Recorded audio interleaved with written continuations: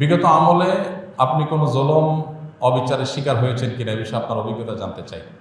দেখুন, অভিজ্ঞতা আমাদের সবারই কম বেশি তিক্ত অভিজ্ঞতা আছে। একটা সমাজ যখন করাপ্টেড হয়ে যায় তখন সমাজের কেউই ভালো থাকে না।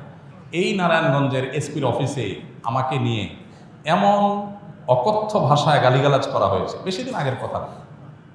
এবং এই সিদ্ধিরগঞ্জ থানার ওসি ছিলেন, আমি নাম আর বললাম না, ওসি সাহেব তিনি ভালো মানুষ ছিলেন,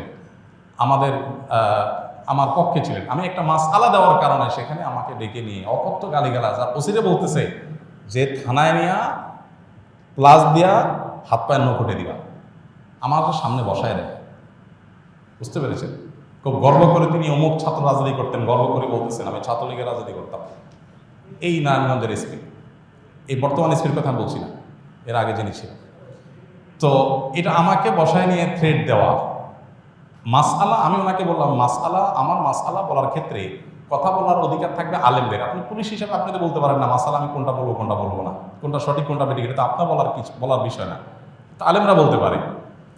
তো উনি খেপে গেলেন এবং সবার সামনে যাচ্ছে তা আচরণ করলেন। কত শত অভিজ্ঞতা আছে, এগুলো তো আমি সব কিছু বলার সুযোগ পাই না, আর বিশেষ করে বলতেই তো পারি না। কারণ কোনো স্ট্যাটাস আমরা লিখেছি, সেখানে দেখা গেছে যে 5টা এজেন্সি থেকে ফোন চলে আসছে, হ্যাঁ আপনি এটা কেন লিখলেন, ওইটা কেন লিখলেন, চাপাচাপি শুরু হয়ে গেছে। আমাদের ফাউন্ডেশনের সমস্ত হিসাব নিকাশ পুঙ্খানুপুঙ্খভাবে রাখার পর সেটা আবার আমরা ভালো অডিট ফার্মের মাধ্যমে অডিট করে একেবারে এমনভাবে রাখি যে তিল তিল করে আমরা হিসাব ফেসবুকে পর্যন্ত দিয়ে দিই, কোনটা কত দিয়ে কিনি সেটা পর্যন্ত আমরা দিয়ে দিই। এত কিছুর পরও দেখা গেল যে আমাদেরকে বিভিন্নভাবে নাজেহাল করার চেষ্টা করা হতো কোনো লোক। আলহামদুলিল্লাহ এর মধ্যেও প্রশাসনের উপরস্থ কিছু কিছু মানুষ পরেশান করলেও নিচু পর্যায়ের বা মাঝারি বা কোনো উপরস্থ কর্মকর্তাদের সহযোগিতাও ছিল। তাদের সহায়তা না থাকলে এতদূর আমরা আসতে পারতাম না। কিন্তু একটা বড় অংশ আমাদেরকে দৌড়ের উপর রাখতো। ইস্তেসকার নামাজের ঘোষণা দিছি, আমার বাসার নিচে দেখি যে বিভিন্ন গোয়েন্দা সংস্থার গাড়ি বোঝাই করা, মানসিকভাবে পেরেশানি, বাবা ইস্তেসকার নামাজ পড়বো, একটা নিরীহ একটা ইবাদত, আল্লাহর কাছে দোয়া করবো দেশের ভালোর জন্য।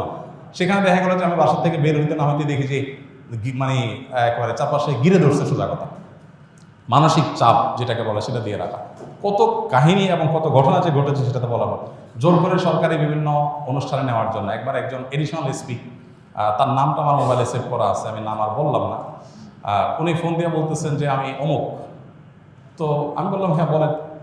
তো উনি বলতেছিলেন যে আমাকে সব হুজুররা কিন্তু চিনে, খুব নেগেটিভভাবে বলতেছেন, মানে হুজুরদের সব সাইজ করি আমি, আমার নাম সব হুজুরদের মুখস্থ, আপনার সাথে আমার প্রথম কথা হচ্ছে। এটা হলো শুরুতেই কথা না।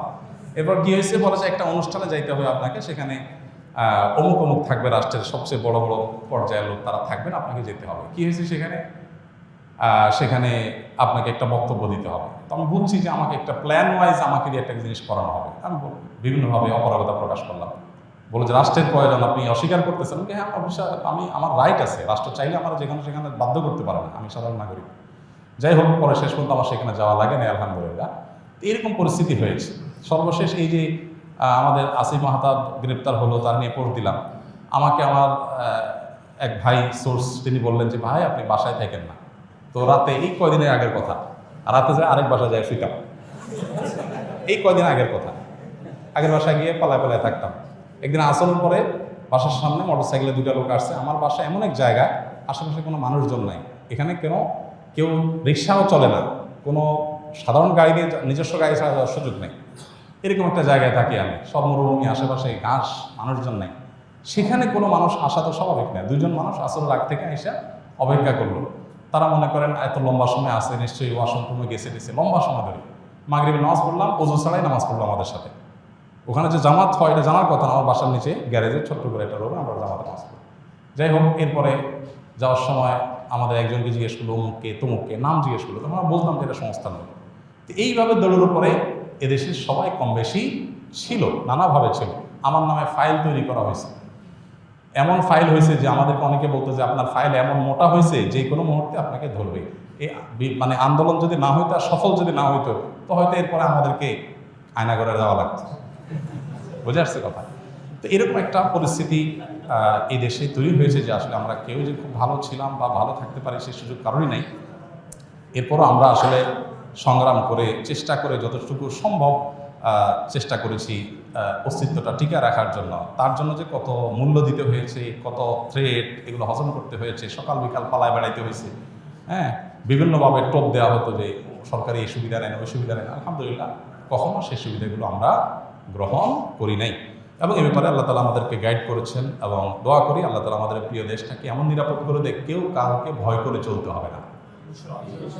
আল্লাহ যেন সেরকম নিরাপদ করে দেন, এবং আমরা সবসময় আল্লাহর কাছে দোয়া করি আল্লাহ তালা যেন এরকম। আমি এর পাশাপাশি প্রশাসনের কিছু ভাইদের কথা বলবো যে আলহামদুলিল্লাহ খারাপের মধ্যেও কিছু ভালো মানুষ বিভিন্ন পর্যায়ে আছেন যারা টুকটাক সহযোগিতা করেছেন, তবে বেশিরভাগ ক্ষেত্রেই আমরা এ ধরনের নাজেহালের শিকার হয়েছি। আল্লাহ আমাদেরকে নিরাপদ একটি দেশ, নিরাপদ একটা ভূমি পাওয়ার তৌফিক দান করুন।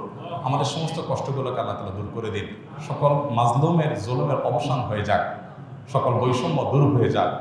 মানুষ পেটে ভাতে যাই খায় থাকে অন্তত নিরাপদে যেন থাকতে পারে, কোনো থ্রেট, কোনো হুমকির মধ্যে যেন থাকতে না হয়। কোনো একটা কথা লিখলে, কোনো একটা কথা বললে যদি 5টা টেলিফোন আসে আর চাপ আসতে থাকে, তাহলে মানুষ স্বাধীনভাবে কোনো কথা বলতে পারে না। আর মানুষ যখন লেজ বড় হয় বা গাছ যখন বড় হয়, তখন বাতাসও বেশি ধরে। কাজ যাদের যত বেশি, তাদের উপরে প্রেশারও তত বেশি আসে। আল্লাহ তাআলা এই প্রেশার মুক্তভাবে, অন্তত অন্যায়ভাবে যে প্রেশারগুলো হয়, এগুলো মুক্তভাবে আল্লাহ তাআলা আমাদের সবাইকে এই প্রিয় মাতৃভূমিতে চলার তৌফিক দান করুন।